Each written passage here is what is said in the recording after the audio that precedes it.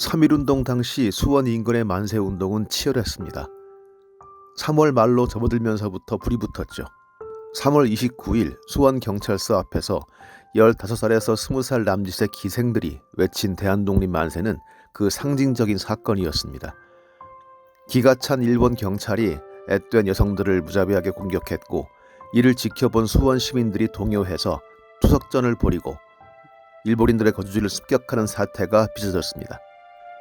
경기도 화성의 제암리에서도 3월 30일과 4월 5일 격렬한 만세운동이 벌어졌고, 일본 경찰은 역시 격렬한 매질로 이에 대응했습니다. 이런 수원 지역 만세운동에 맞닥뜨리면서 일본 당국은 한번 본때를 보여줄 생각을 하게 됐고, 그 불운한 타겟으로 택해진 것이 제암리였습니다. 1919년 4월 15일 일본군 수원 주둔 78연대 소속 아리따 도시오 중위가 이끄는 부대가 제암리에 도착했습니다. 아리따 중위는 조선인 순사보 조이창을 마을에 보내 만세운동을 진압하면서 너무 심한 매질한 것을 사과하려고 한다고 말하며 제암리 주민들을 호출합니다. 오지 않은 사람들은 굳이 찾아가서 불러오기까지 했으니 다분히 계획적인 일이었습니다.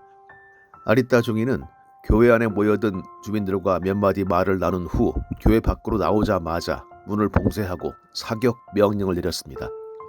교회당을 포위하고 있던 군인들이 창문을 통해 사격을 개시했죠. 학살 와중에 한 여인이 아이만은 살려달라고 창밖으로 아이를 내밀었지만 일본군들은 사정을 돌보지 않고 찔러 죽였다고 합니다. 또 증거인멸을 위해 교회 초가 지붕에 기름을 끼얹고 불을 지른 뒤 인근 마을에서까지 살인극을 펼쳤죠.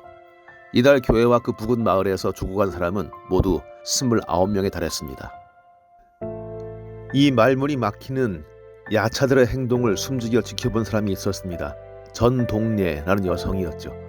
그 남편 안진수는 열흘 전에 시위에 동참했다가 홍건이 얻어맞고 멈춰 누워 있었는데 느닷없이 들이닥친 일본군들에게 교회를 끌려가서 죽었습니다. 마을로 들이닥친 일본군의 행동을 전동례는 이렇게 증언하고 있습니다. 우리 옆집의 강태성 씨 부인 김순희 씨가 남편이 끌려갔다고 우니까 일본군이 칼을 빼들고 머리를 내리쳤어. 첫 칼에 안 죽으니 3번을 내리쳤고 머리가 떨어졌어.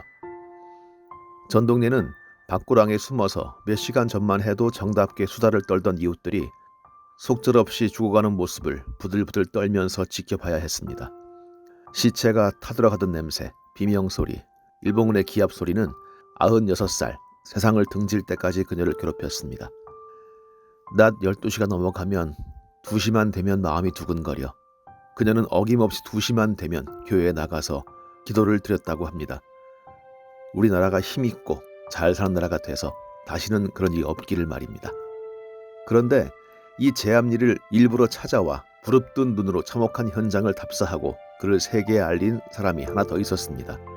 바로 세브란스 의과대학의 세균학자로 와 있던 프랭크 스코필드 박사였습니다. 3.1운동의 숨겨진 조력자로서 식민지 조선의 아픔에 누구보다 민감하게 반응했던 그는 풍문으로 전해진 제암리 소식을 듣고 서울역으로 달려갑니다. 수원역에서 멀리 떨어진 현장에 가기 위해 자전거까지 짊어진 채였죠. 소아마비 때문에 한쪽 다리를 제대로 못 썼지만 스코필드는 수원역에서 제암리까지 돌투성이 진흙탕의 시골길을 쉬지 않고 달렸습니다. 역사 속의 실체로 일본 제국주의 만행의 대표적인 사례로 영원히 남게 됩니다. 예배당 안에 숫덩이가 돼서 뒹굴던 21구의 시신과 불에 타다 남은 2여인의 시신을 수습해 공동묘지에 매장한 것도, 다시 마을을 찾아 공포에 질린 생존자들을 위로했던 것도 스코필드였습니다. 생존자 김희순의 증언입니다. 박사께서 참상을 말하라 해도 무서워 함구했습니다. 떠는 나에게 용기를 내라는 말이 지금도 귀에 생생합니다.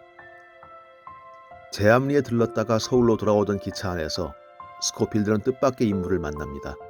다름 아닌 매국노의 대표격인 이완용이었죠. 그는 스코필드에게 뜬금없는 질문을 합니다. 선교사 양반, 기독교 신자가 되려면 어떻게 하면 돼요? 그러자 스코필드는 이렇게 쏘아붙였습니다. 먼저 2천만 국민에게 사과부터 하시죠. 이완용의 얼굴은 흑빛이 됐겠죠. 스코필드는 일제에 의해 추방됐다가 다시 한국으로 돌아와 학생들을 가르치며 여생을 보냅니다. 1970년 4월 12일 그가 세상을 떠났다는 소식이 제암리에 전해졌을 때 제암리 학살의 생존자였던 전동례는 하던 일을 작파하고 교회에 달려가서 미친 듯이 종을 쳤다고 합니다. 삽시간에 들에서 집에서 일하던 제암리 불황미 10여 명이 모여들었습니다. 그때 전동례가 얘기했습니다. 여러분, 제암리의 구세주 할아버지 스코필드 박사가 운명하셨습니다. 경건한 마음으로 고인의 명복을 빕시다.